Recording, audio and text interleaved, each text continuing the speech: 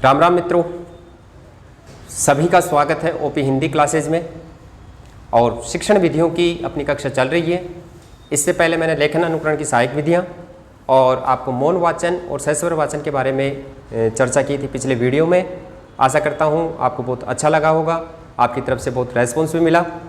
और उसी श्रृंखला को आगे रखते हुए आज हम पढ़ने वाले हैं वाचन शिक्षण की सहायक विधियाँ, यानी कि जो मौखिक रूप से जब बच्चों को सिखाया जाता है। लेखन की बात नहीं कर रहा हूँ यहाँ पे, मैं केवल मौखिक स्वरूप की बात कर रहा हूँ कि बच्चों को जब मौखिक रूप से सिखाया जाता है तो ऐसी कौन कौन सी विधियाँ हैं जो अपनाई जाती हैं। ध्यान रखना, ये छोटी छोटी विधियाँ हैं। आपको किताबों के अंदर केवल क्या मिलता है, वाचन शिक्षण मिल जाता है और उसमें केवल 2 लाइनें लिखी होती हैं कि वाचन शिक्षण मौखिक रूप से बच्चों को सिखाने का कार्य करता है। लेकिन यदि प्रश्न पूछ लिया जाए कि प्राथमिक कक्षाओं के लिए कौन सी विधि उपयुक्त है, उच्च प्राथमिक के लिए कौन सी विधि उपयुक्त है, या फिर विधि का नाम दे दिया और फिर आपसे पूछ लिया जाए कि यह विधि कौन से स्तर पर काम में ली जाती है या कौन से स्तर के लिए सर्वोत्तम है, उपयोगी है, तो उस समय आपके पास समस्याएं उत्पन्न हो जाती हैं। तो जैसे कि शिक्षण विधियों का पूरा निचोड़ मैं आपके सामने लाने वाला हूं, आप लगातार जुड़े रहें और आपका जो प्रेम और स्नेह है उसको इसी प्रकार से हमारे साथ बनाए रखें।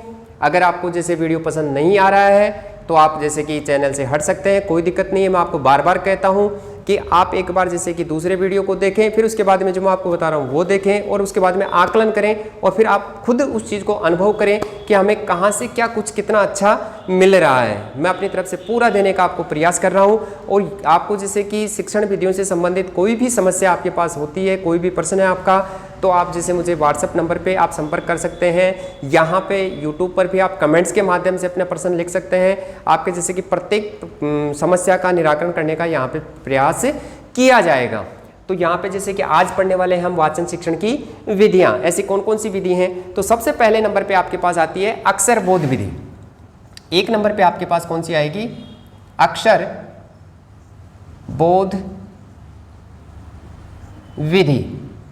अब ध्यान देना मित्रों, अक्षर बोध विधि क्या है, यहां पे ये किस स्तर के लिए उपयोगी है। तो देखो, अक्षर बोध विधि क्या होती है कि इसमें छात्रों को एक एक अक्षर का मौखिक स्वरूप बताया जाता है। अध्यापक क्या करता है, छोटे बच्चों को जैसे कि बोल के बताएगा, जैसे कि वो सब पूरे शब्द को नहीं बोलेगा, एक एक अक्षर को बोलेगा, क ख ग ए आ ई। तो इस प्रकार से पूरे क्रम से व्यवस्थित रूप से मौखिक रूप से सिखाया जाता है। तो इसमें जैसे कि जो विशेषताएं इसकी निकल के आएंगी वो क्या होंगी कि बच्चों को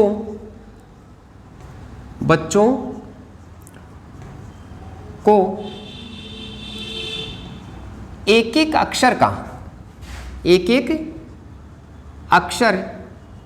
का ज्ञान करवाया जाता है, ज्ञान करवाया जाता है। ध्यान रखना, यहाँ पे मैं जैसे कि आपको शिक्षण विधियों को ज़्यादा लंबा नहीं खींचूंगा, बिल्कुल जो आपके पास, क्योंकि दाएं बाएं की चीज़ें नहीं, मैं आपको जो महत्वपूर्ण है परीक्षा में आने वाली बातें हैं वो बातें मैं आपको बताने वाला हूँ।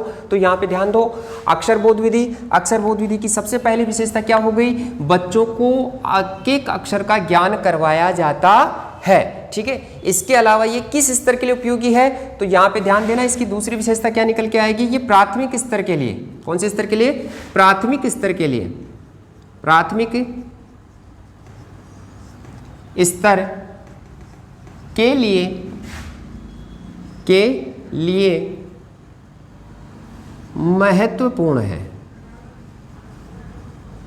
महत्वपूर्ण है या उपयोगी है, या फिर आप इसे कह सकते हैं सर्वोत्तम है। ठीक है, आपके पास प्रश्न कैसे आएगा कि अक्षर बोध विधि किस स्तर के लिए उपयुक्त है या उपयोगी है, तो आपको बताना है प्राथमिक स्तर के लिए, या फिर आपके पास ऑप्शन में होगा कक्षा 1 से लेकर कक्षा 5 तक के लिए। ठीक है, तो ज्यादा जो सटीक उत्तर होगा आपका वो कौन सा होगा, प्राथमिक स्तर के लिए। अब इसके अलावा जैसे कि ये जो विधि है ये एक थोड़ी सी समस्या भी पैदा करती है, ये अर्थबोध में बाधा उत्पन्न करती है। ठीक है, ये इसका नकारात्मक बिंदु है।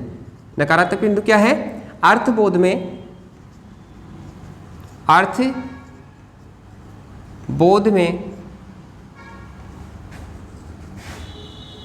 बाधा उत्पन्न करती है। ध्यान रखना, जैसे कि गुण और दोष साथ साथ में चलते हैं, ये दोनों इसके गुण हैं और ये इसका क्या है, दोष है, कि ये अर्थबोध में बाधा उत्पन्न करेगी। बाधा उत्पन्न कैसे करती है, जैसे मान लो कि छोटे बच्चे को सिखाया जाता है क, ख। अब वो एक एक अक्षर को पढ़ता है। अब यदि जैसे कि उसके पास शब्द आ गया, उसके पास क्या आ गया, शब्द आ गया। अब उसने जैसे कि कै सीखा है तो वो यहाँ पे क्या करेगा, गड़बड़ करेगा। गड़बड़ कैसे करेगा, क्योंकि उसे उस शब्द से बनने वाला अक्षर से बनने वाला शब्द भी सिखा देते, उसे कबूतर। तो यहाँ पे उसके पास ये दिक्कत हो जाती है कि ये तो कबूतर है, तो वो इसका वाचन सही रूप से नहीं कर पाता है या फिर इसके अर्थ को ग्रहण नहीं कर पाता है। तो ये जो है अर्थबोध में क्या करेगी, बाधा उत्पन्न करेगी। जबकि ये बात बहुत ही महत्वपूर्ण है, मोस्ट है, आप इसको नोट कर लें, ये आपके लिए काम आने वाली बात है। ठीक है, तो ये तो बात हो गई कौन सी, अक्षर बोध विधि की बात हो गई। अब दूसरे नंबर पे आपके पास आती है शब्द बोध विधि। दूसरे नंबर पे कौन सी आती है, शब्द बोध विधि, जो इसकी ठीक क्या है मित्रों, विपरीत है। यानी कि उसमें एक एक अक्षर का ज्ञान ना करवा के क्या करवाया जाता है, पूरे शब्द का ज्ञान करवाया जाता है। तो दूसरे नंबर पे आपके पास जो विधि आई है वो कौन सी हो गई, शब्द बोध विधि। ठीक है, तो इसमें ध्यान देना मित्रों, एक एक अक्षर का ज्ञान न करवा के एक एक शब्द को सिखाया जाता है, पूरा का पूरा शब्द सिखाया जाता है, पूरे शब्द का ज्ञान करवाया जाता है, एक एक अक्षर की पहचान नहीं सिखाई जाती है। ठीक है, तो यहां पे ध्यान दो, बच्चों को शब्द ज्ञान सिखाया जाता है, पूरा का पूरा शब्द सिखाया जाता है इसमें। ठीक है, तो उसमें क्या होगा कि जो बच्चा होगा, बालक होगा, वो उस शब्द को अपने स्मृति पटल में ऐसे कैसे बिठा लेगा, याद उसको कर लेगा, और जैसे ही भविष्य में वो शब्द आएगा तो उसे देखते ही उसका सटीक रूप से क्या कर लेगा, वो उच्चारण कर लेगा, और तुरंत उसका क्या आ जाएगा, उसको अर्थ भी आ जाएगा। क्या आ जाएगा, अर्थ भी आ जाएगा। ठीक है, इसके अलावा जैसे कि ये जो विधि है आपकी, ये विधि एक एक अक्षर का ज्ञान नहीं करवाती है, एक एक अक्षर का ज्ञान नहीं करवाती है। ठीक है, इसके अलावा जैसे कि इसकी जो और अलग विशेषता है वो क्या है, उच्च कक्षाओं के लिए, उच्च कक्षाओं के लिए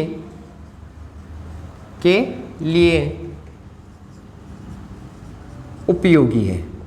उच्च कक्षाओं के लिए क्या है मित्रों, उपयोगी है। ध्यान रखना, ये बात बहुत ही महत्वपूर्ण है, मोस्ट है। यहाँ पे आपके पास जैसे कि बदल भी सकता है शब्द, उच्च कक्षाओं के स्थान पे आपके पास आ सकता है उच्च प्राथमिक स्तर, तो भी आपको गड़बड़ नहीं करनी है। चाहे तो उच्च कक्षाएं चाहे उच्च प्राथमिकाएं, दोनों के लिए ये क्या है, महत्वपूर्ण है। छोटे बच्चों के लिए ये उपयोगी नहीं है, प्राथमिक स्तर के लिए उपयोगी नहीं है। ठीक है, अब इसमें जैसे कि बच्चा जब होगा वो क्या करेगा, जैसे कि उसे शब्द सिखाया गया है तो उसकी जो वाचन की गति होगी वो तीव्र हो जाती है। यानी कि वाचन गति को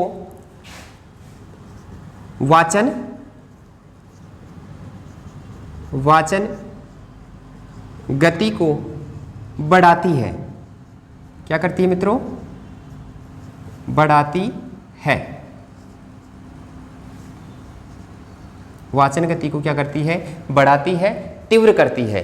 तो ये हो गई आपकी कौन सी, दूसरे नंबर की विधि, शब्द बोध विधि। ठीक है, इसमें आपको जो याद रखने वाली बात है वो यही रखनी है, उच्च प्राथमिक स्तर और उच्च कक्षाओं के लिए क्या है, महत्वपूर्ण है। और ये शब्द अर्थ का, यानी कि शब्द के अर्थ का या फिर उसके अर्थबोध का ज्ञान भी करवाती है। ठीक है, तो ये दूसरे नंबर की हो गई विधि आपकी कौन सी, वाचन शिक्षण की विधियों के अंतर्गत। तीसरे नंबर की जो विधि है आपकी वो है आपकी कौन सी, ध्वनि साम्य विधि। ध्वनि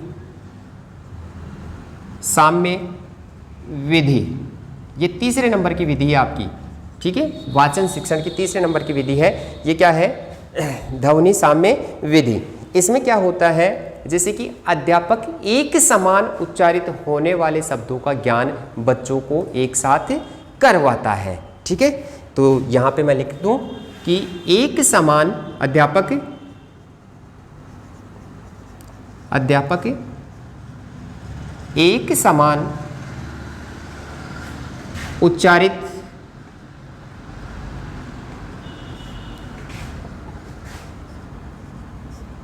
होने वाले शब्दों का वाचन करवाता है। ठीक है, अब बच्चों को क्या करेगा वो, जैसे कि एक जैसे उच्चारित होने वाले जो शब्द होंगे वो सारे के सारे शब्द वो एक साथ सिखा देगा बच्चों को। जैसे राम, काम, दाम, साम, नाम। ठीक है, तो ये खूब सारे शब्द हो गए आपके। तो ये क्या हो गए, जैसे राम, काम, दाम, साम, नाम, आम। अब इनको बच्चा जल्दी सीख पाएगा, एक एक शब्द को सिखाएगा, उसके बजाय एक एक जैसे कि एक समान उच्चारित होने वाले शब्दों को यदि एक साथ सिखाएंगे तो बच्चा इसको क्या करता है, बहुत जल्दी सीख पाता है। ऐसे जैसे कि और शब्द हो गए, धर्म, कर्म, नर्म, चर्म। तो बच्चे को ज़्यादा कठिनाई नहीं होती है, ज़्यादा कठिनाई नहीं होती है, और ये दोनों ही स्तर पे अपनाई जाती है, और प्राथमिक स्तर पे ज़्यादा अपनाई जाती है, ताकि बच्चों का जब होता है वो शब्द भंडार बढ़ जाए। अब इसकी जो विशेष बात है वो क्या करता है, विशेष बात कौन सी निकल के आती है, बालक के शब्द भंडार में वृद्धि करती है। शब्द भंडार में क्या करती है, वृद्धि करती है।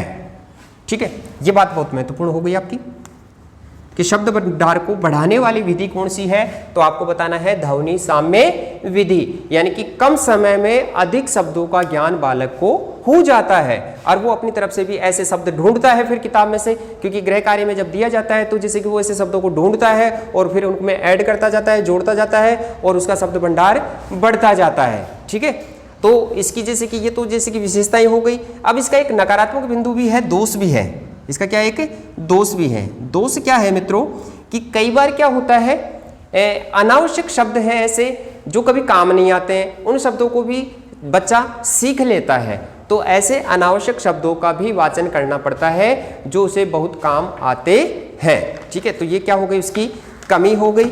अब उसके बाद में जैसे कि आपकी आती है कौन सी, चौथे नंबर की विधि, और वो है अनुध्वनि विधि। चौथे नंबर की विधि कौन सी आती है मित्रों, अनुध्वनि विधि। 4 नंबर पे आपके पास आएगी अनुध्वनि